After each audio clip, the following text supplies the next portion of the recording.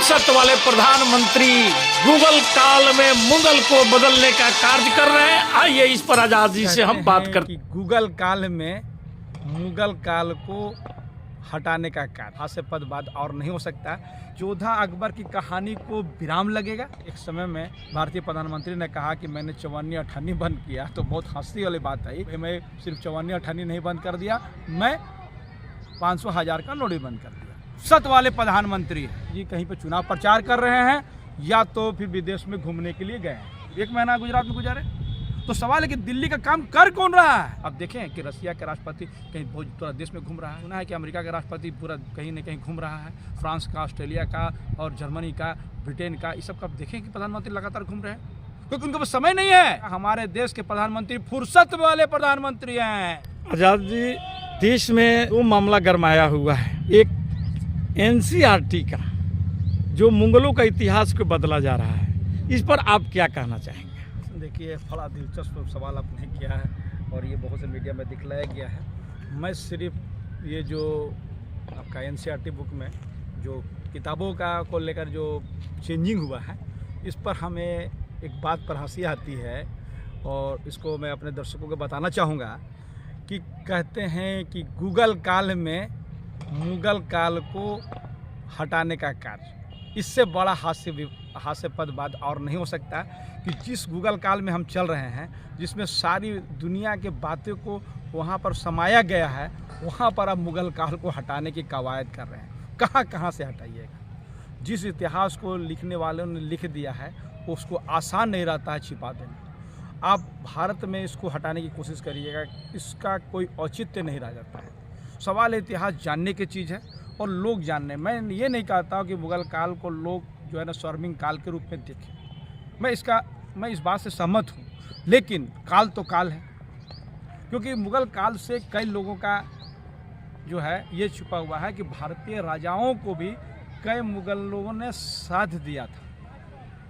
तो क्या लग रहा है कि योद्धा अकबर की कहानी को विराम लगेगा। जो योद्धा अकबर का जो कहानी का के बारे में जो बार जो the sword of Tipu Sultan चला था, द अकबर द ग्रेट चला गया था, वो जो कहानी जो लिखी गई, 2 एपिसोड बना, क्या वो सब एपिसोड भी बंद हो जाएंगे? ये अपने आप में हास्यास्पद बातें हैं।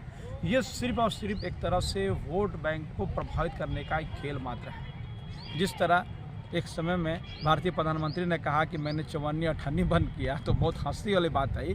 बाद में उसको जब लोग कहे कि चवन्नी अठन्नी बंद करने वाला प्रधानमंत्री है, तो बाद में उन्होंने 500 और 1000 का नोट बंद करने का के बाद इसको भरपाई के रूप में हुआ कि भाई मैं सिर्फ चवन्नी अठन्नी नहीं बंद कर दिया, मैं 500,000 का नोट भी बंद कर दिया। तो जो भी फैसले होते हैं तो वो प्रधानमंत्री के द्वारा, हमें लगता है कि ये अचानक उनके दिमाग में कोई बात बैठती है और वो चाहते हैं कि मैं इस तरह का, जैसे राजा लोग बिहेव करता था, तुम्हें मन में आया कि ये कानून बना दे, ऐसा कर दे, तो ऐसा हो जाएगा। मतलब ये सपना देखते हैं रात में और सुबह उठ करके उसको। हाँ, और बड़ा दिलचस्प होता था वो बातें जब 8 बजती थी और एक नया आता था। कभी 8 बजे नोटबंदी हो गई और 8 बजे घोषणा हो गया तालाबंदी का।